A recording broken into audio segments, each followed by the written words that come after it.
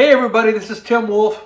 Today's topic is the news that Gibson, the 120-year-old venerable guitar manufacturer, American guitar manufacturer, has acquired the first really boutique guitar amplifier manufacturer, Mesa Boogie. Mesa Boogie was started by Randall Smith in California, and we're going to go into the history of that, and we're going to talk about what this means for the guitar world and the status of the guitar world today. My name's Tim Wolf, and I'm a Nashville singer-songwriter artist. There's a link down below where you can listen to some of my music, and there's also some merch there. You can check that out, and I appreciate that if you would. And also, don't forget to subscribe to my channel and hit that notification bell to be notified when new videos are uploaded. Yeah, I see you. Go ahead. Do it. Thank you. Appreciate it. Randy Smith, who started Mesa Boogie in 1969 in California, near Berkeley, California, is where he was born, has now sold his company to Gibson. And the amount that he sold it for is undisclosed. So after about 51 years in business, starting from 1969, Randy Smith has decided at 75 years old to sell his namesake company, to sell his company to Gibson. And I'm excited about it.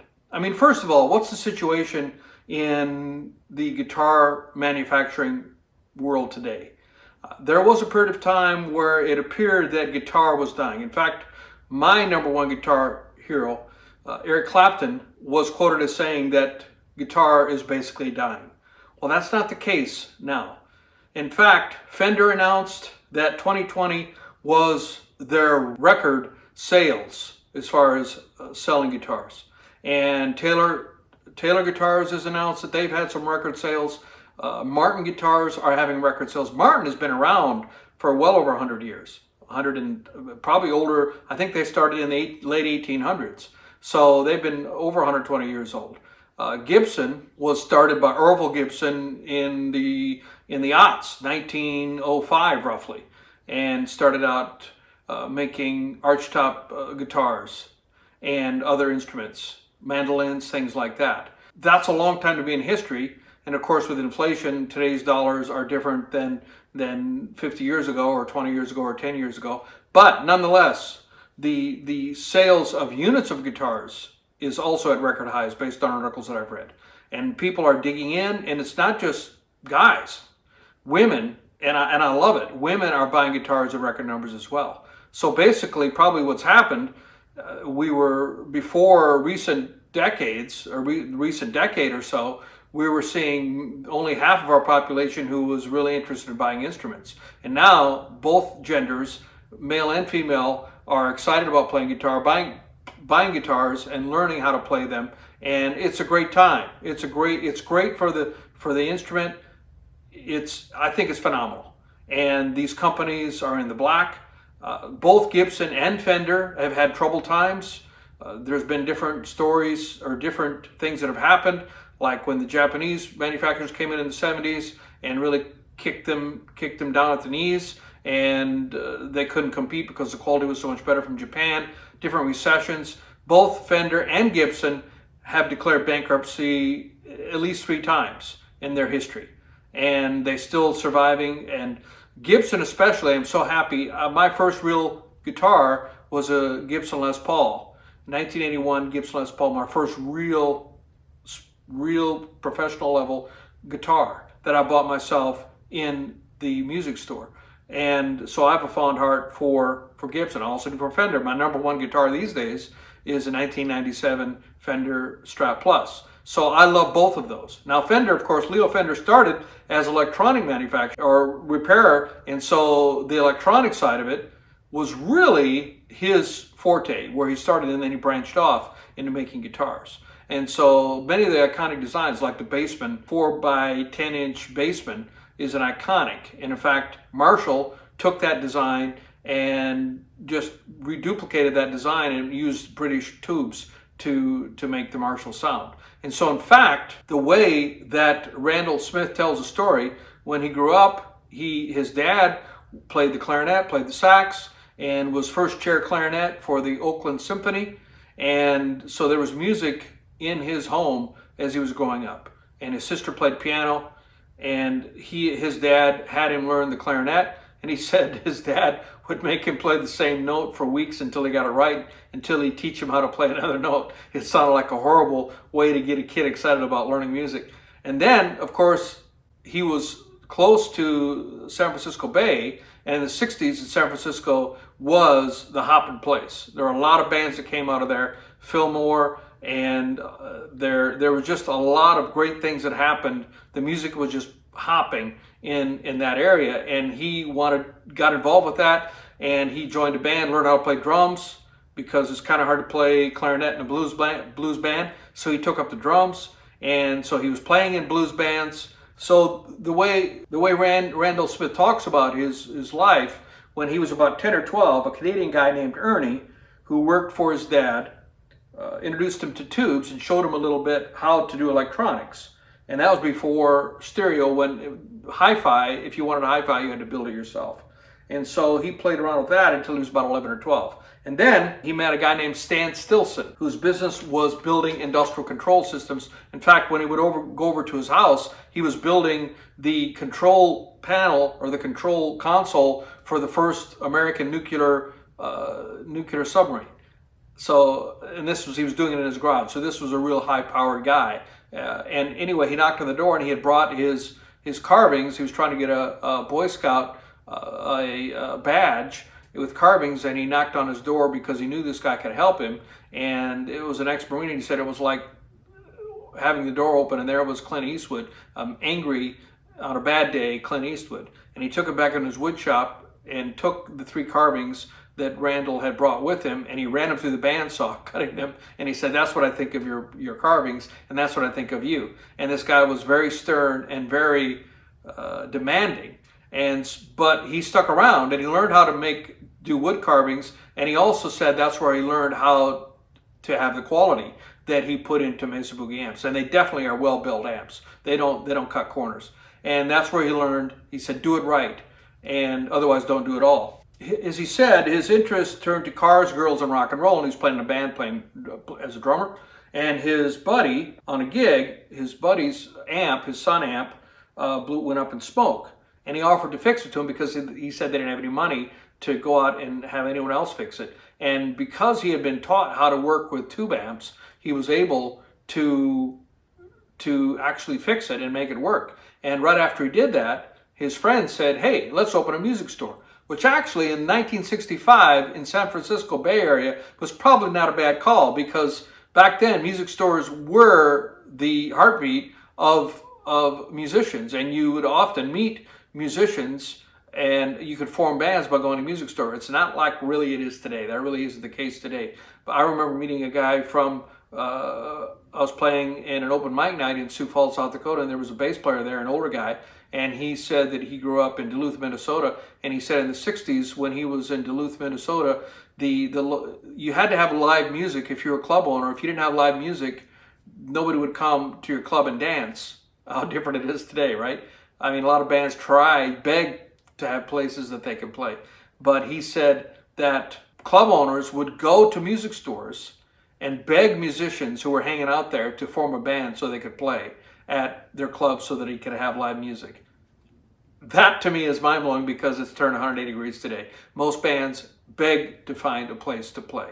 So anyway, it was a great time to start a music store, and they started a music store, and his buddy was the sales in the front and he was doing the repairs in the back.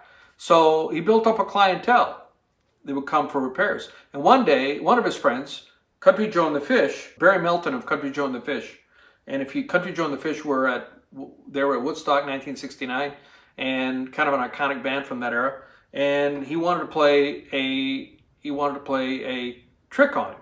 So he had this little Princeton amp, which people thought was a practice amp, and he was going to play a trick on him and just hot rod it up. And where he got the idea from, because he also loved cars, and he was looking at these tiny little British cars, and he would wonder how, if someone could fit a high-powered engine into one of these small little British sports cars and then just really surprise people at a drag race.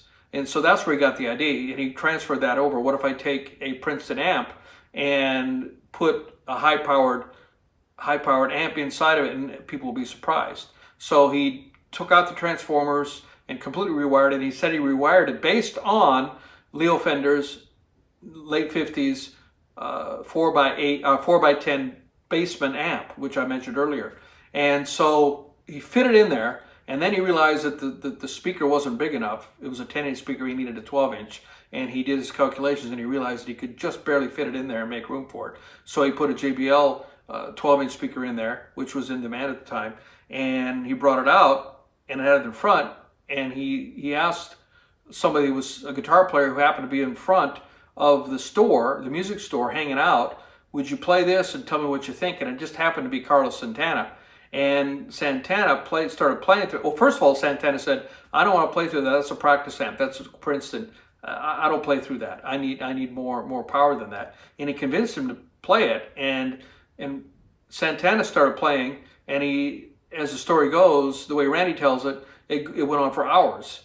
And by the time before Santana was done, people were lined up in the front on the sidewalk listening to Santana play. And when Santana finally quit playing, he looked at Randy and he looked at the amp and he said, that thing really boogies, man. And that's where the name for the amps that he used, Mesa Boogie, came from. Now, where the Mesa came from, another thing, Randy Smith, very similar to Leo Fender, it seems, very handy with his hands, able to learn new things.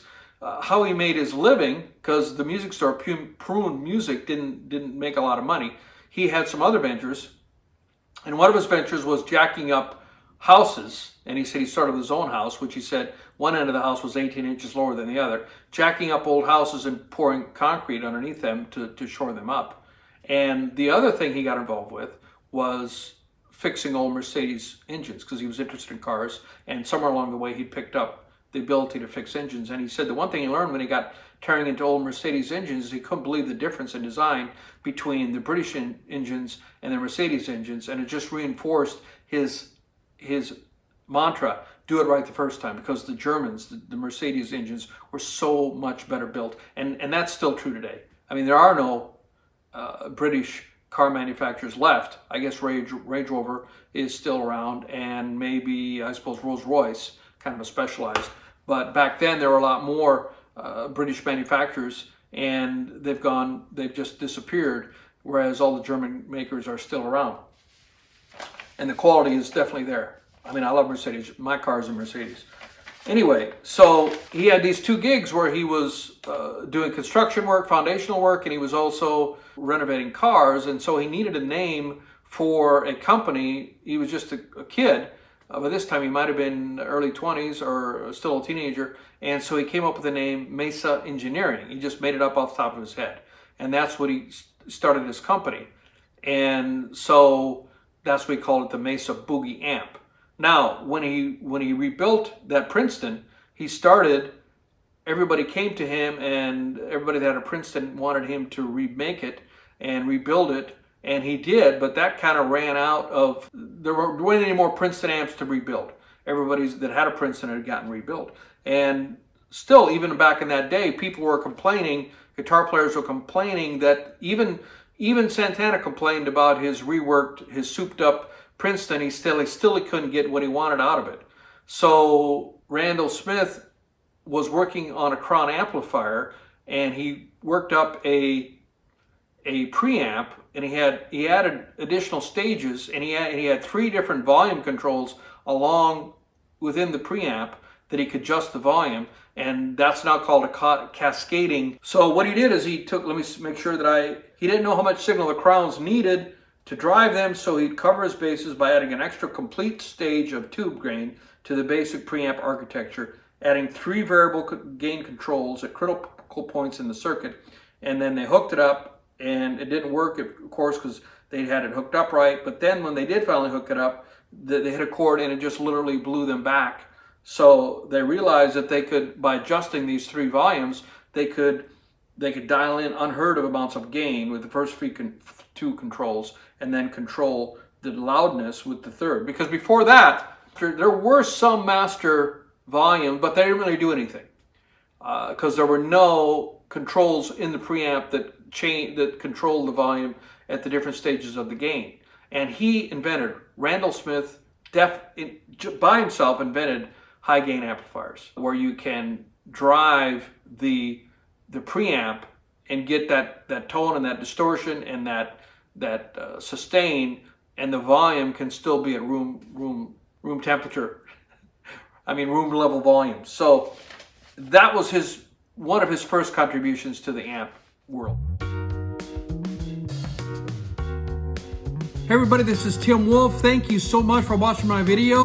Please go to the link down below in the description. There's a Bitly link. Listen to my music at Spotify. I appreciate it very much. It means a lot to an artist if you follow them. If you would be kind enough to like the video if you enjoyed it and share it with your friends. Finally, be sure to subscribe. And also there are other videos on this screen that you can watch. And I'll see you next time. Thank you so much.